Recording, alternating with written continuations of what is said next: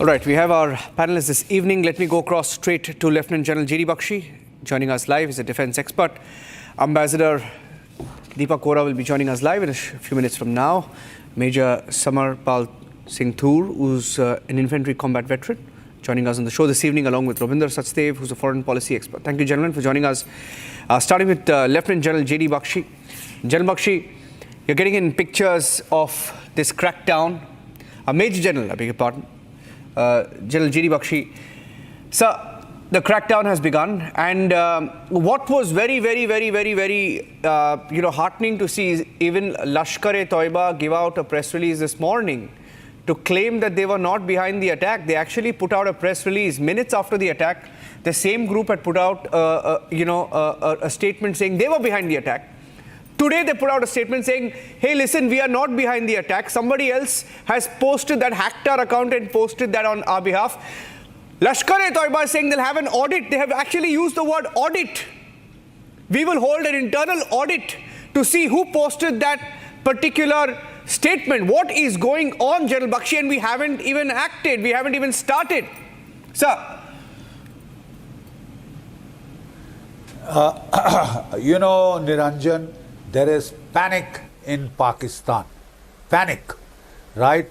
General Asim Munir, the man behind it all, who had declared civilizational war against India in that stupid speech of his. And within a week, the ISI had reacted by this communal massacre in Pahalgam. Initially they were talking of Plan A, the terrorist, which was to kill 150 Hindus. Then, in the earshot of the victims, they said we have to switch to Plan B because they are worried that if we kill 150, the response will be terrible. So they reduced the figure to 35. Ultimately, they have shot 28, killed 28, and 15 are wounded. They have done it in a brazenly communal manner, but now their chickens are coming home to roost. General Asim Munir was on a visit to Kazakhstan. They choose to go to cool areas in the summer. That is how the tours are planned. He came rushing back. He held a meeting with his Air Force and Navy commanders. The Pakistan Air Force commander told him, half my F-16 fleet is out of action. It is being overhauled. 50% of my J-17 fighters fleets, the radars are not working. Maradiya Murid, what a time you have chosen for this action. These are the famous words of General Ziaul Haq, Maramat Dena Murid. When he had staged the coup, he had told his coup-making officers, right? Maradiya Murid. Pakistan is in shambles. The economy is about to collapse. फटीचर मुल्क है 2 रोज की रोटी अपने लोगों को दे नहीं सकते, yet they want to finger India in Kashmir, in Punjab, and they want to carry out a coup in Bangladesh so that they can surround India from all sides and finger us from all angles. Right? Now you will get the finger back. You'll get the finger back. You see, they are going crying now. The Pakistani Air Force is going crying now to China that we don't want your stupid JF-17s. We want the J-10C, which is the Israeli design of the Kafir equivalent of F-16 fighters. Their F-16s are horse-stick combat. They were to be upgraded with a $400 billion package from United States of America, no less. I'm sure they can delay it like our engines of the Tejas were delayed. I'm sure it can be delayed, right? The implementation. That's the least we can expect from our friends. But the fact of the matter is they are in shit. They are asking for J-10C fighters from China. They are asking for HQ-19 surface-to-air missiles from China because they are terrified of our S-400s. In 2019, Niranjan, we didn't have Rafales. We didn't have beyond visual range Astra air-to-air missiles, Meteor air-to-air missiles. The Astra outranges the Aram, the one that supposedly did the damage in 2019. They are up shit street. We have a very good, very strong Navy, a very strong Air Force, and a very strong Army. We have very good military leadership. The army chief is from the infantry, from my regiment, no less. He is a veteran of Northern Command. He has served for years in Jammu and Kashmir, most qualified to be the chief right now. The Navy chief is a towering personality, very aggressive. And I'm very certain if given the orders, he will repeat what the Navy had done in December 1971. Struck Karachi twice, sank 6 ships, put the Karachi oil farm on fire for a week. And we have an Air Force chief who speaks straight, shoots from the hip, professional. So we couldn't have a better combination. And the political leadership, we all know, Prime Minister Modi is a no-nonsense man. We had a very experienced NSA. And of course, we have a Raksha Mantri who's hands-on. So we have a team which is perfect. Pakistan has provoked us. It has sown the whirlwind. It will reap the whirlwind. It will be made to cry uncle. You know, the Prime Minister, no less, has told us of the whole of the government approach, right? Economic warfare was started with the abrogation of the Indus Water Treaty, right? Diplomatic pressure is being mounted. And now what remains is kinetic military action. Let it come at a time and place of the choosing of our political and military leadership. Pakistan is sweltering, right? When General Asim Munir came back in panic, he first ordered that all the jet fighters from Karachi be moved out to Skardu because he's expecting an attack in POK. He forgot that the Indian Navy aircraft carrier and the missile destroyers are sailing precisely towards Karachi. Thank you for uncovering the area. They are in panic. They don't know what to say. Their defense minister is talking of 30 years we did terrorism for the United States of America. He's admitting openly. And people are going bonkers, They are going bonkers. You can make it out that there is utter panic. There is utter panic. Yeah. If Asim Munir has high blood pressure, low back ache, he deserves every bit of it because in trying to extend his tenure, he is about to retire. No army chief in Pakistan wants to retire forever. You know how long Ziaul Haq served, you know how long Parvez Musharraf served. They just don't want to retire once in charge. But this man chose a unique process. Samuel Huntington's clash of civilizations, He spoke of a civilizational war. And then his stupid minions from the cartoon networks did it. Now they are scampering. They are denying. अरे हमने नहीं किया साहब, हमने नहीं. पहले तो own up कर रहे थे बड़े प्राउडली. बोले साहब अब तो ये तो साइबर वॉरफेयर है. They are emptying their terror training camps, hiding under the burqas of their women. That is the state of panic. We haven't started. They are trying to ask us, Pakistani interlocutors, when will you start? When will you start?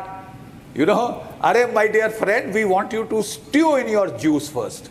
We want to see that your blood pressure and your backache increases as you keep wondering when, where, how, which direction, which strength. Yeah, this is complete chaos. Let them stew in their juice. Complete chaos, General Bakshi. Complete chaos in Pakistan. Panic. I'll tell you the state of panic. This came as I shouldn't be saying it, but this was laughable. I mean, this was laughable. There's another breaking news update coming in, and it only tells you one thing, that Pakistan is panicking. Breaking news update. Let me show you what that breaking news update is right now. I'm putting it on air right now. Pakistani media has now begun complaining that India is releasing excessive water. Yesterday they were saying no water, no water, no water, no water. We're drying up, saying state of war. Pakistan is now claiming excessive water is being released by India. There are pictures, videos that Pakistani media is putting out saying that we are flooding POK. There are many videos showing that excessive water has been, they claim that there is excessive water in the Jhelum now and all our villages are getting semi-flooded. What's going on? Major Tour, complete panic in Pakistan. They don't know what's going on. So basically, Pakistanis have come to information warfare. So these are very old videos. These are not the recent ones. And it's all fake and farce. and Yeah. they're doing the rounds on the internet. Yeah. Similarly, there's another video which is doing its round of a Pakistani actor who's wearing a Pakistani uniform and speaking against the Indian government. So, they lack IQ and common sense. And the best example I can give is of the act what their military attaché did in UK. Giving those immature kiddish signs of, slitting the throat and then showing the flexi board, our wing commander, Abhinandan. So these are like immature things. Officers don't do it. And he's a retired, he's a serving colonel. He was confronting the Indian protesters from the balcony of the Pakistan mission. So Major Tur. it's laughable. I'll show the They video. are- I'll show the Yeah. video so you can speak Yeah, over it. Please, do. let's show the video of this Pakistan defense attaché who did this to Indian diaspora that was protesting outside the UK High Commission. I mean, you would expect a diplomat. He's a diplomat there. He's an envoy. He's an envoy representing his country. He's a defense attaché in the United Kingdom representing Pakistan. If I can pull that video out, there was the Indian diaspora. Indian diaspora was protesting outside the Pakistan High Commission in UK, in London. And this so-called defense attaché comes out, dressed in a suit, obviously paid from the money they're borrowing from the IMF, and then he holds out a poster of Captain Abhinandan, and then Wing Commander Abhinandan, and then he does this. He does this to the Indian diaspora. I'll pull out that video any second now. But Major Tur, please go ahead. While you speak, I'll just play that video out any second now. Yes, go ahead. So basically now whatever operations that India is going to focus on, it's mainly going to be on the denuclearization of Pakistan. Because I think it has become a headache for the whole world. And I am sure that in case any of the nuclear sites have to be raided, it will be done along with allied forces of US, UK, Germany, and Canada. I mean, the thought is there. And joint inter-US exercises have been taking place, the amphibious ones. There's so much happening, and Pakistan has lost its, horizon of thought. Because by claiming that, you've been helping the West with the dirty work of helping the Mujahideen, I mean, that doesn't leave any excuse. It doesn't mean that you start exploiting and start getting civilians killed across the border. So they have lost all morals, and I doubt whether any country is going to come in support of Pakistan now. It's very difficult. Yeah. Yes, and I want to get in Mr. Rabinder Sachdev as well. Mr. Sachdev, today there was another comment by the Pakistan Prime Minister, once again referring to Kashmir as their jugular vein. And then there is this joker of a politician called Bilawal Bhutto who said, if waters don't flow right from the Indus River, our blood. He said the blood of Indians will flow in the Indus River. So they're famous for exactly this. Can we once again put that video of that defense attaché?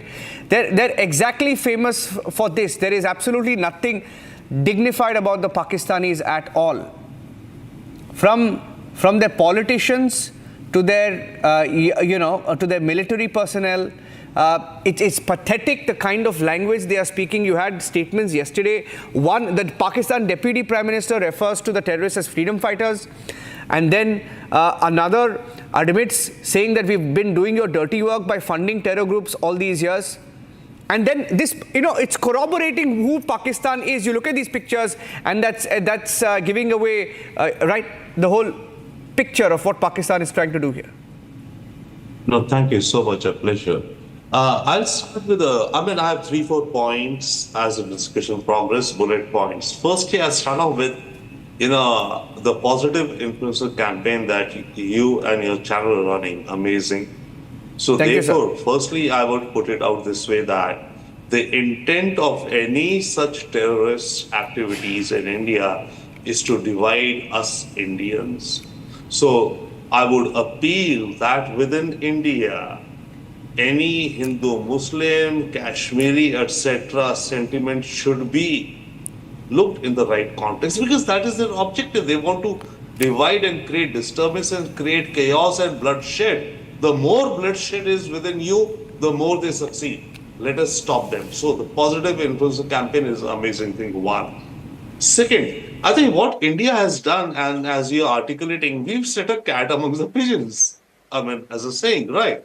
Now, they are running, by they, I mean, in this context of Pakistani leaders, they're running helter skelter.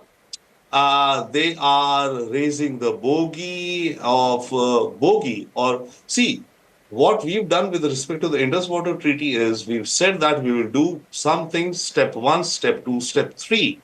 It's symbolic. Step one is going to be practical. But stopping the waters of the rivers would be medium term, long term. But what the Pakistani politicians are doing is that raising that bogey as an emotional aspect against India because they want to rally within Pakistan and anti-India sentiment. So that's what's been happening. Next, talking about Pakistan's defense supplies, I would just like to point out that Pakistan's about 70% weapons are of Chinese origin. You know who's the second biggest supplier to them over the last 5 years? Italy. Only 300 millions maybe, but Italy. So India, we should be playing with our partners and talking with them, with us or against us. Italy is a great friend of India. Why has Italy been selling advanced light helicopters and air defense systems to Pakistan for the last 5 years? Maybe an oversight, but it is time for now Italy to stop selling any such components. We cannot tell China. China will sell. America also we could. So these world partners who are partners and supporters of us, they should stop selling any weapons and spares to Pakistan. Next, coming to the Indian diasporas, the point I did. Absolutely, what happened and what we see in London is shameful. That is, he's a defense attaché. Defense officers are supposed to be, a gentleman. And he's acting that way. He's acting like a street rogue. Not that. But at the same time, I will say another flip aspect to it.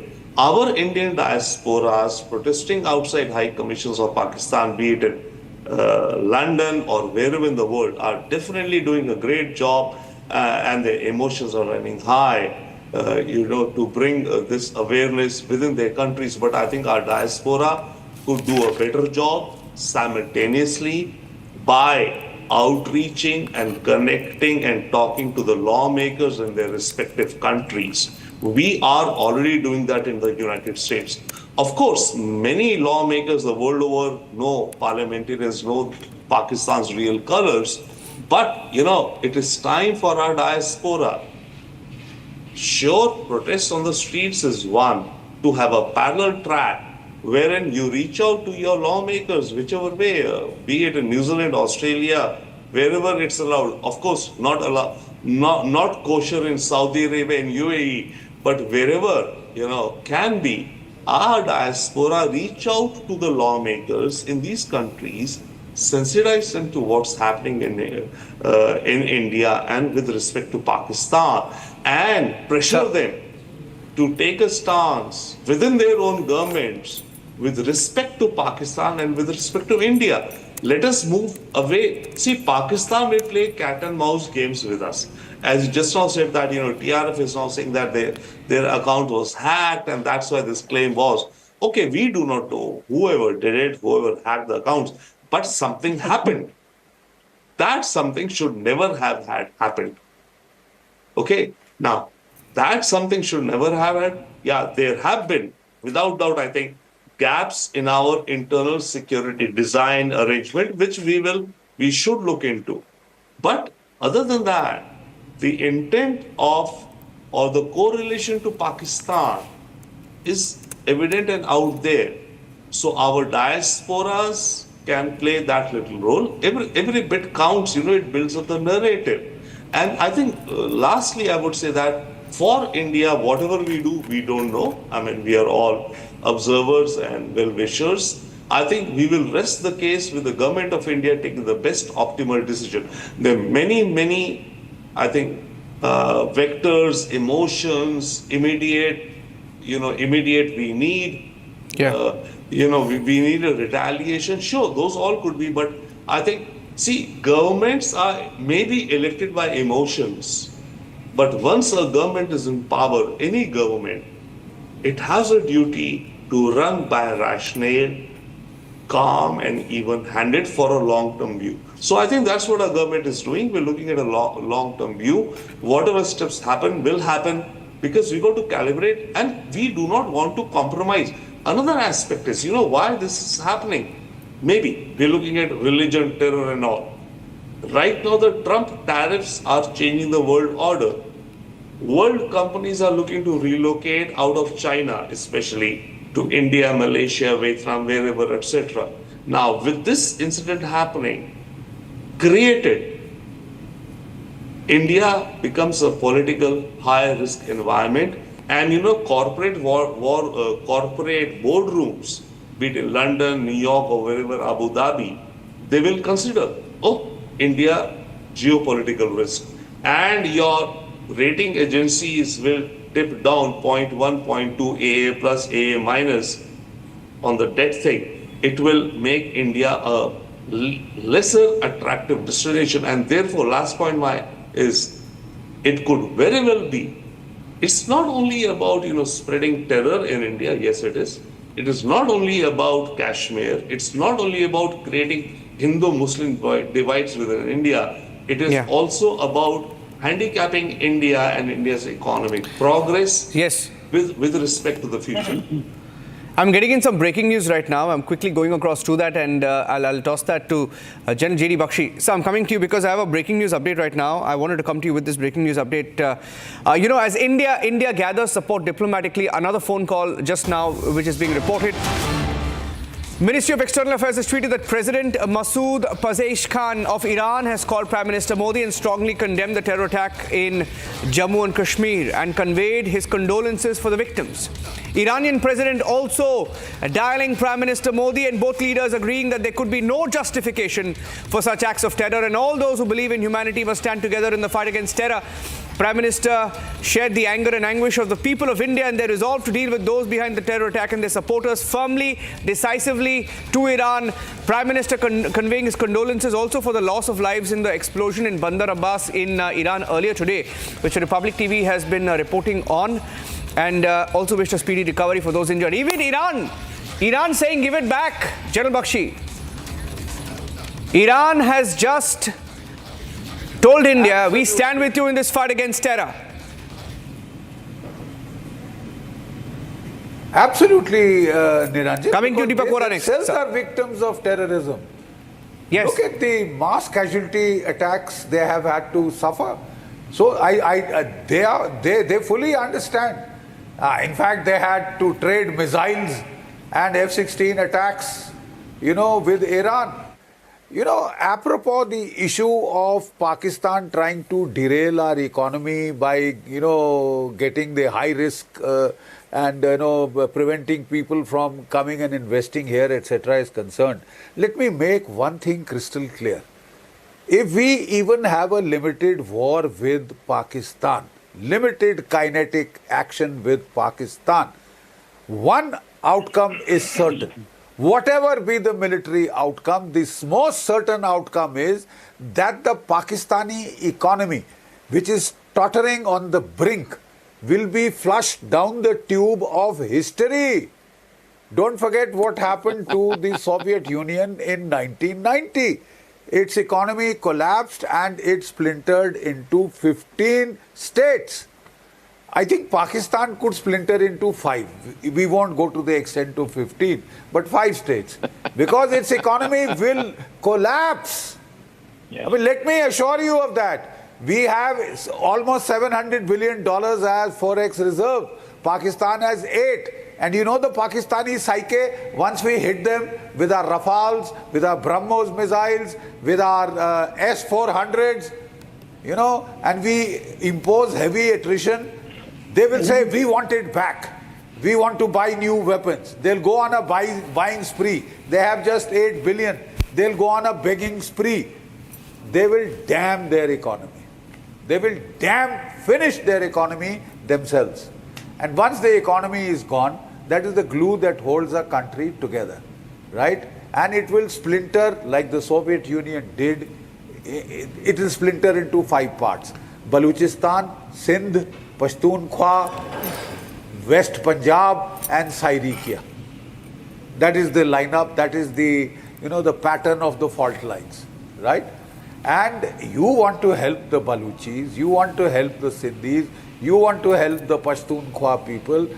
All you have to do is draw the Pakistan army away onto the eastern border, uncover those areas, let them breathe, let them kick their fannies. So this war will do you a lot of good. This limited conflict will do you a lot of good. Go ahead and do it. Pakistan has asked for it. Damn it, we didn't start all this. Asif Munir did not have to go on his rant on the clash of civilization. Huntington did a much better job. This clown went on a communal diatribe, and that resulted in a communal massacre. Like I told you, their plan A was to kill 150. But Munir Saab, who sanctioned it, quailed. Ki 150 pe to mar jayenge saab. And he reduced it straight away to 35. That is what they were told. So they have done 28 killed and 15. There is another breaking news update, General Bakshi. Sir, there's another breaking news update coming in, sir.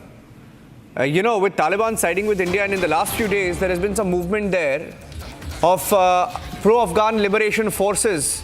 Afghan liberation forces that have, targeted Pakistan in the last few days. And there are reports. Okay, this is before that. I'm getting a visual of Pakistan diplomat being stopped. I'll go to that visual first, but I want to focus now because Ambassador Deepak Vora is here. There is also a report coming in that Pakistan is concerned about its western neighbor and has moved artillery to the western border as well, especially in the wake of Taliban backing India. Okay, I will go to that next, but because this visual is playing out, this visual came in earlier today. Ambassador Vora is reportedly of a Pakistani diplomat who tried to enter the MEA, was stopped and was asked to please go back. Now, this is a video that came in earlier, a very dramatic sequence rather. But if I can get your comment also on Pakistan, on this and Pakistan moving its artillery to the western border and the support that we are getting from Taliban, it's critical. Well, thank you very much. Always a pleasure to be on your amazing channel, particularly when you have stalwarts like General Bakshi and you yourself. We have Major Tur, we have Sri Ravinder Sachdev. I respect all of them greatly. They're wonderful people. Now, this joker trying to enter the Ministry of External Affairs, we don't allow people to get inside. We're a high security building. If he hasn't been invited or he is not going there for any official representation purposes, he will be denied entry. The man is a buffoon trying to see what we are doing. I'm glad we threw him out, told him to go home. As far as the Taliban is concerned, so let me just put it to you like this. I think the Iranian foreign minister or somebody had also talked about wanting to mediate because Pakistan is now desperate. So I say this very slowly, General Bakshi. Pakistan is desperate to find somebody who can pull their chestnuts out of the fire, Pakistan's chestnut. Nobody will do it. They haven't a friend left. That joker in Turkey will not talk to us because we won't listen to him. The Chinese know that we are going to kick them on their butts if they try to intervene. The only country that he could talk to was Iran. Suddenly it becomes brotherly, sisterly love. Oh, brotherly country, sisterly country. January last year, they were lobbing missiles at each other. Sir, the Iranians haven't come in on their own. The Pakistanis have begged them to mediate, to save them from the wrath of people like General Bakshi and Major Tur of the Indian military. This is what Pakistan is. It's soiling its trousers. Now, sir, the issue about what has happened in Lahore, we are told that there was a military plane that was landing, it burst a tire, so the entire airport went up in flames. It appears that the airy-headed Pakistanis have less air in their heads than their tires have inside them. If you remember, sir, was it some years ago, General Bakshi, that 9 Chinese fellows working on some dam in Khyber Pakhtunkhwa, they were in a bus and the bus rolled down. And the Chinese said, oh, a tire had burst. So the tires keep bursting with a regular frequency in Pakistan. A bunch of jokers, these guys. Then the Chinese said, sorry, buddy, it was no tire burst, it was sabotage. They said, oh, sorry, we forgot to tell you that even when the tires burst, that is sabotage. Sir, let me assure you, I've been in diplomacy 52 years and counting. As far as Afghanistan is concerned, these guys moving artillery, the Afghans have always said that our border is the Sindhu River. We are going to take it back. No Afghan. Sir, my family comes from Ghazni. My father was a Pathan, a Pashtun, although a Sanatani Pashtun. Let me tell you, sir, that may God protect Pakistan from the teeth of the tiger, the venom of the cobra, and the vengeance of the Pathan. I know the Pathans backwards, sir. Let me tell you, these guys are not going to give up. They say our border is there. This Durand line is all nonsense. They don't accept it. No Pathan, no Afghan will ever accept it.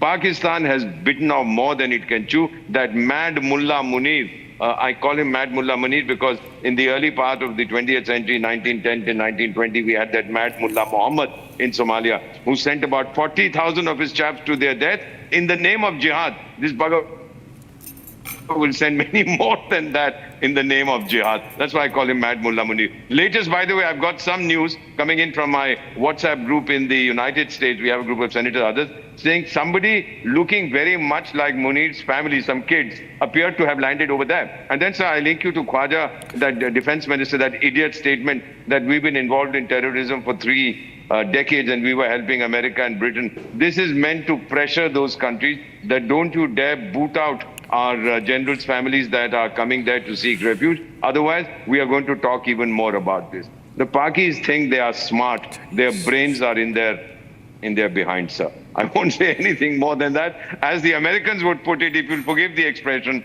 there's an American expression, Pakistan today is up SH1T Creek without a paddle. दलदल में फंसे हैं ना उनकी और चप्पू भी नहीं है. I don't know what they are going to do short of committing suicide.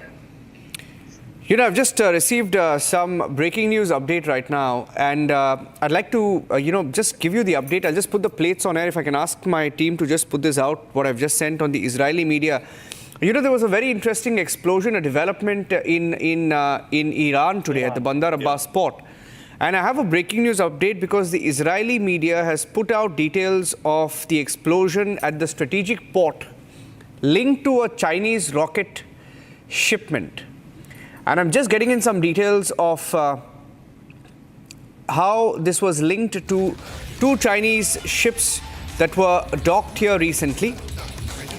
Reports indicating that 2 Chinese ships had docked at the port carrying sodium perchlorate, a chemical produced in China widely reported to be a key component in the solid rocket fuel used by Iran's ballistic missiles.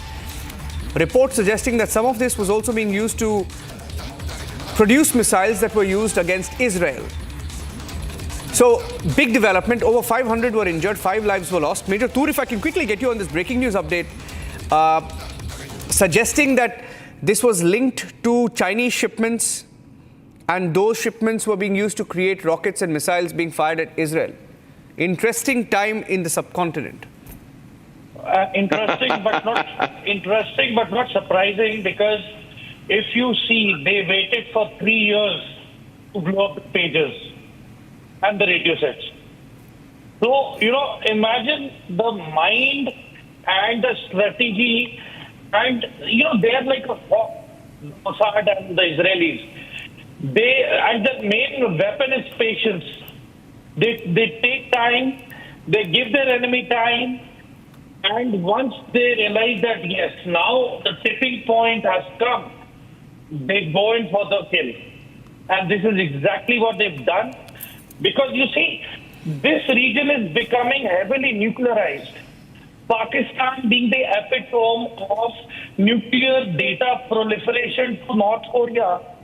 And as well, it's not surprising that Iran is coming in, because I think there has to be some link regarding Pakistan nuclear technology and the Iranian nuclear program.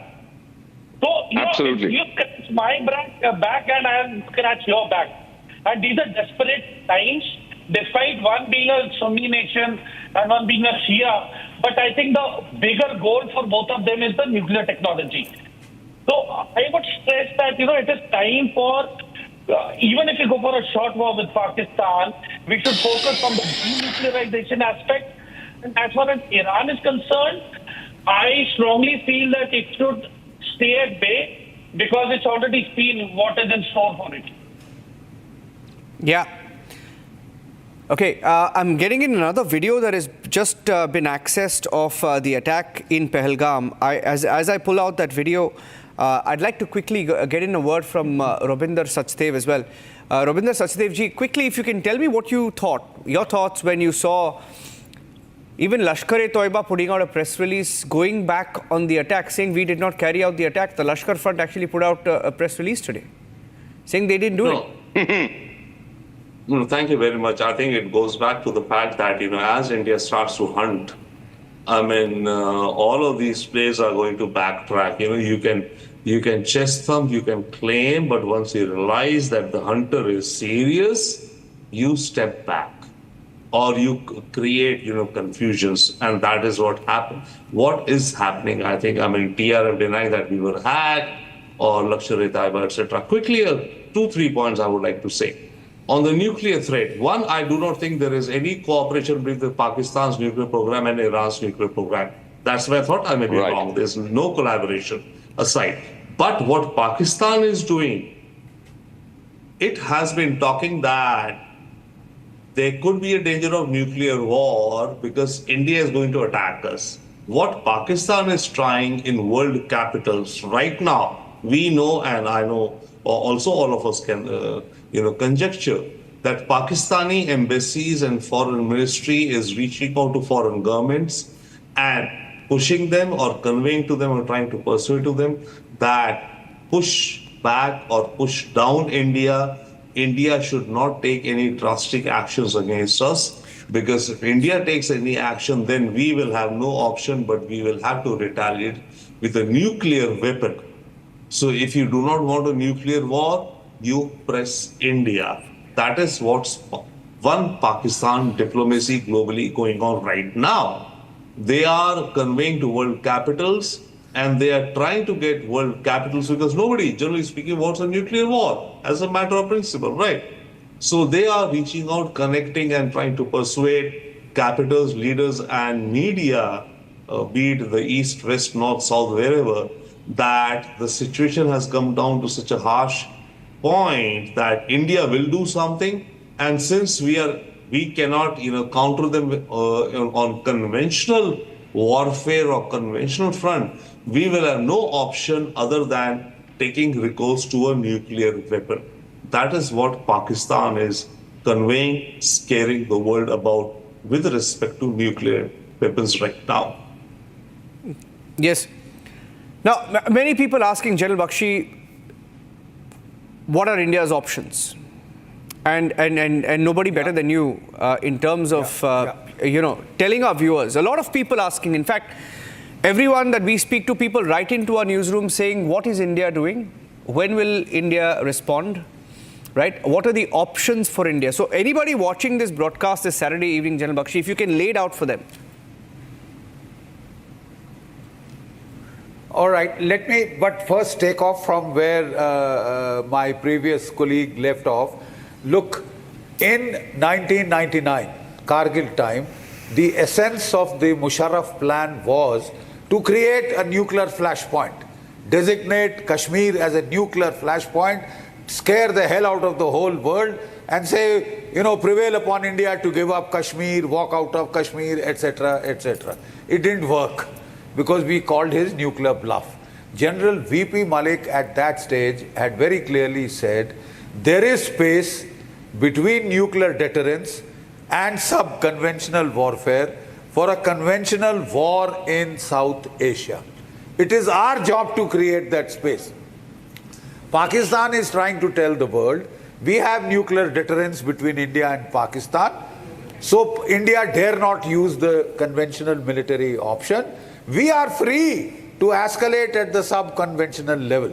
Stability, this is the stability-instability paradox. Stability at the nuclear level means instability at the sub-conventional level.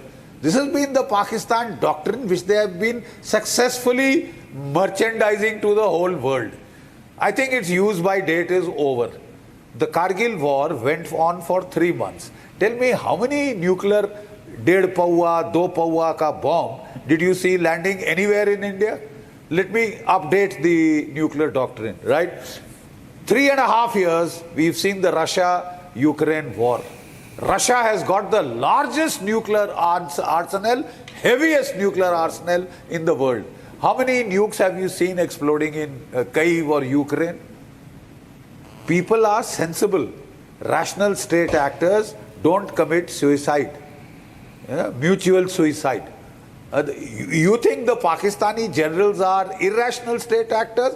They live in palatial bungalows. Their wives are decked in jewelry. They go around on Mercedes car. You think Mullah Asim Munir wants to risk the command house in Rawalpindi going up in holy nuclear smoke? No, sir.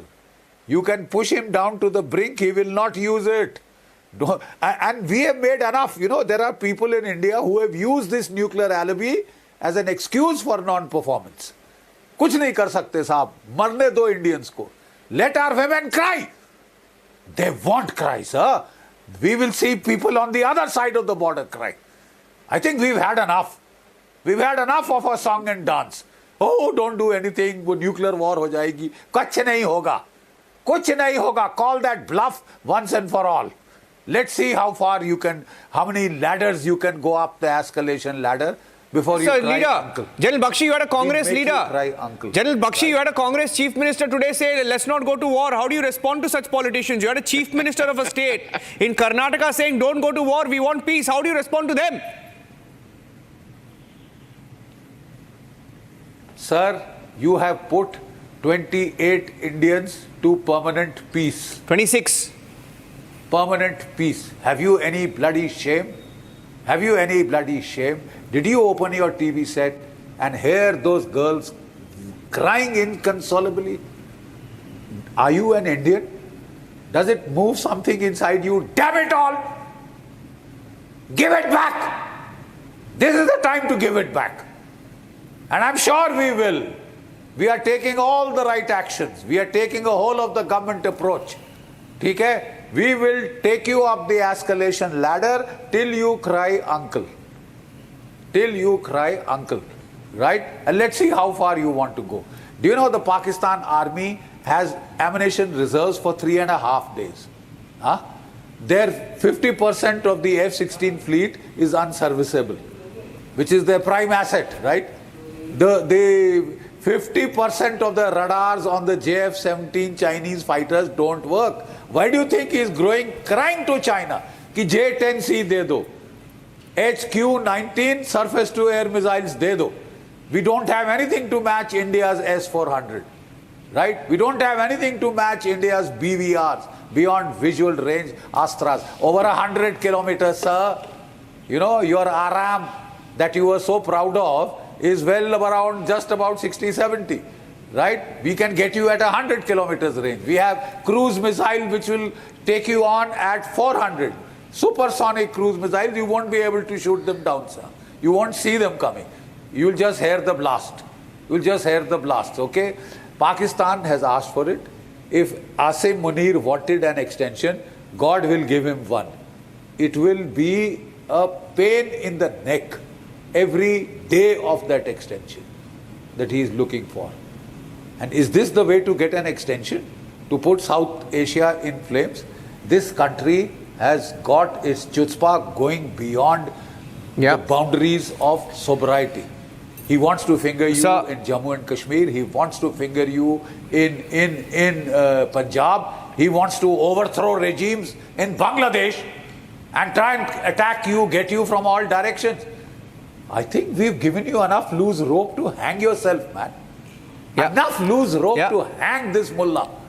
Jal Bakshi, I'm getting another video. To replicate a South Asian Samuel Huntington. I'm getting another video. I want to go across to Ambassador Deepak Vora, with this video. If I can just break that video right now. This is another video that's emerged on social media of the attack on Pahalgam. As it happened, when it happened, new video emerging of the Pahalgam attack. These Pakistani cowards came taking the cover of the woods. The pine trees, they came hiding from behind. Look at this video. They're seen hiding, running from behind, taking, they just creep in from behind, and there's a person who doesn't even know what's going on. And then you can see that terrorist shoots him point blank. Look at that video again. They emerge from nowhere. Can we lift the audio, please? The amp up on it. The ambience.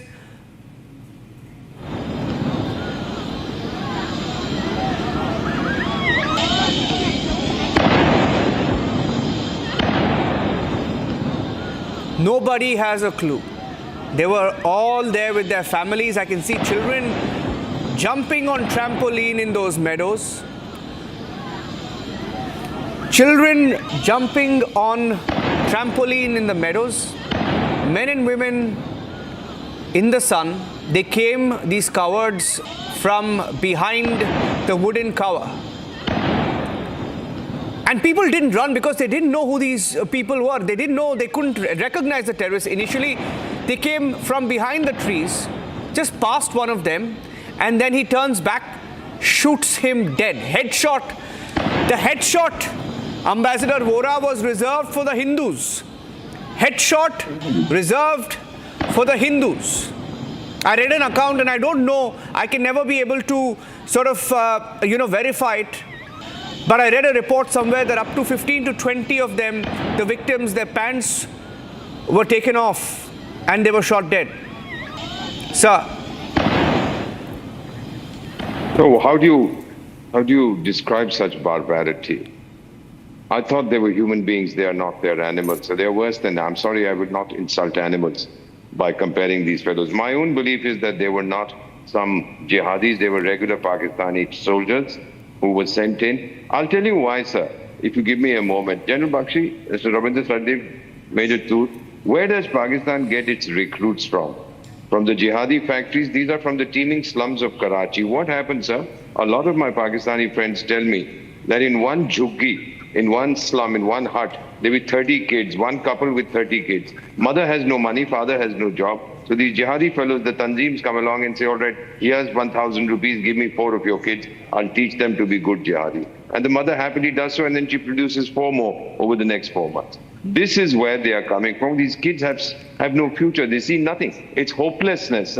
It's helplessness. That's what is producing the jihadis one after the other. Otherwise, any parents, any mother, can you imagine a mother telling her child, selling her child to these fellows and saying, teach him to go die for the whatever virgins or chudels he's going to get in the next life. So I think this is what it is. But the video that you are showing, it's absolutely horrifying. The fellow had what can I say, sir? I mean, I'm at a loss for words. This is and I'm glad this is being aired on your channel, because you are the most popular channel, one of the most popular in the world. People will be seeing this. Now, what we've done to the millions of people wanting to know what action we are taking, we call it the quadruple lock. The first lock is we have destroyed their reputation. Our diplomats around the world, we would have briefed the host government. These guys would have also gone to beg the host government, their host government, whichever country, Europe they are, or in Africa or in Asia, say, please try and restrain India because they're going to beat us. So the first thing is their diplomatic isolation. That's a triumph of our diplomacy. The second thing that we have done is reputation damage. Nobody trusts a Pakistani anymore, sir. I've seen this myself. Third is economic damage, sir. The economy is finished, General Bakshi. There's no question of anything. They are so deep in debt. You know what, the person I've met a few times, Mohammed bin Salman, his chaps have told me that any call coming from a Pakistani leader, we don't accept it because he'll beg for money. And that's a kind of, their own prime minister said this. So the economy has gone. This is the third part of the lock. And the fourth will be military action, which we are seeing now. So the quadruple lock that we talk about in diplomacy, and Chanakya talked about it, how to totally devastate a nation, we are doing it now, sir. May I conclude, sir? And I don't know if I should say this. Pakistan's survival is of no benefit to our planet. Its dismemberment will be no damage to our planet. I'm ending with a video. Gentlemen, all 4 of you, General Bakshi, Major Toor, Robinderji, and Ambassador Vora. I want to end with this video because when this video came in, I looked at the video myself and I gave each of those lines. This was immediately after the attack. Look at that, the aftermath. I'll keep the audio on. Bodies lying next to each other. All of them had a gunshot either to the head or to the neck. Look at that, sir. Look at that, sir. 4 bodies lying next to each other. One was lined up against a tent. All of them had headshots. Never forgive, never forget. 26 Indians, all of them Hindus, except for one. We don't know the circumstances yet fully, but all of them got a headshot because they were Hindus. That's it on this edition of The Burning Question. Thank you, gentlemen, for watching us, for staying with us on this breaking news broadcast. We'll take a short break now. Our headlines continue here on Republic TV. Nation first, forces first for us. And we've dropped all programming, all stories to stay only on the Pahalgam terror attack and the aftermath. And until we get revenge, we will not stop our live coverage. Thanks for watching.